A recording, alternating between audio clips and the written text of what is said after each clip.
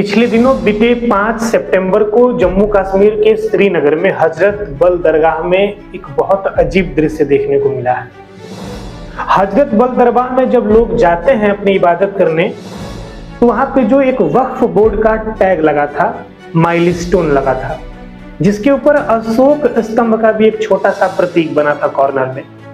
और इस बात को लेकर लोग इतना ज्यादा भड़क जाते हैं कि वही पत्थरों से उस अशोक स्तंभ को तोड़ने लगते हैं।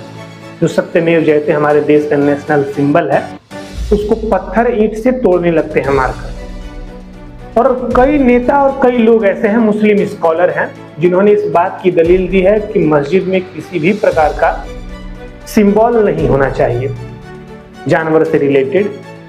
तो मैं ये जानना चाहता हूं कि अगर कोई मस्जिद में अगर पैसा लेकर जाता है, तो क्या उसका पैसा फाड़ कर बाहर फेंक दिया जाएगा? क्योंकि भाई उसके ऊपर भी है, नेशनल सिंबल हमारा भारतीय जो करेंसी है उसके ऊपर भी है। अगर आप मक्का या मदीना कहीं जाते हैं, हजरत मोहम्मद की अगर शहर में अगर आप जाते हैं, तो क्या आप भारतीय पासपोर्ट को लेकर नहीं जाएंगे? उसके ऊपर भी सत्यमेव जयते हैं।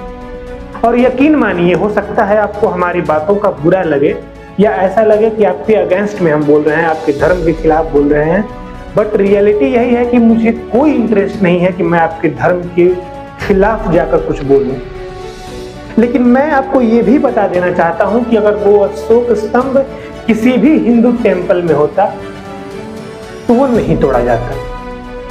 क्योंकि हम इस बात को मानकर चलते हैं कि हमारा देश भी हमारे लिए धर्म ही है, और जो हमारा वर्तमान धर्म है उससे भी बढ़कर वो हमारे लिए धर्म है। अगर हम किसी भी बात का इशू बनाना चाहें, मैटर बनाना चाहें, तो जब तक चाहें तब तक उस पर विवाद कर सकते हैं, कितना बड़ा भी उसको दूर तक खींच कर ले जा सकते हैं। हम एक एक वर्ड पे अगर चाहें तो आज के वक्त में हिंदू, मुस्लिम, सिख, ईसाई आपस में लड़ सकते हैं। लेकिन हमें इस बात को मान के चलना होगा कि हम जिस इशू को उतना बड़ा बनाना चाहेंगे वो बढ़ते जाएगा। और बहुत सारी ऐसी चीजें होती हैं जिसे हमें एक्सेप्ट कर लेना चाहिए। इस्लाम में भी ये लिखा है कि आपका मुल्क सबसे पहले आता है।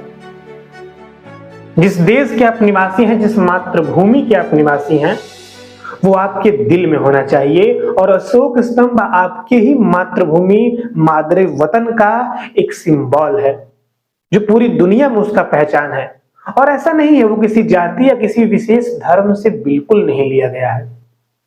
वो एक राजा थे जिसका सिंबल है वो, और वहीं से लिया गया है सारनाथ से। और हमारे तिरंगे के ऊपर भी जो चक्र है उसी में से लिया गया है। तो मैं जानना चाहता हूं कि अगर मान लीजिए कि आपके दरगाह में अगर झंडा या तिरंगा गिरा हो, आप उसको फाड़ कर फेंक देंगे क्या? तो सच में ये बहुत दर्दनाक और बहुत तकलीफ देह है। हो सकता है पर्सनली आप हमारी बातों से एग्री ना करते हो, लेकिन ये गलत है, ये बहुत ज्यादा गलत है। बाकी आप क्या सोचते हैं कमेंट सेक्शन में जरूर बताइए।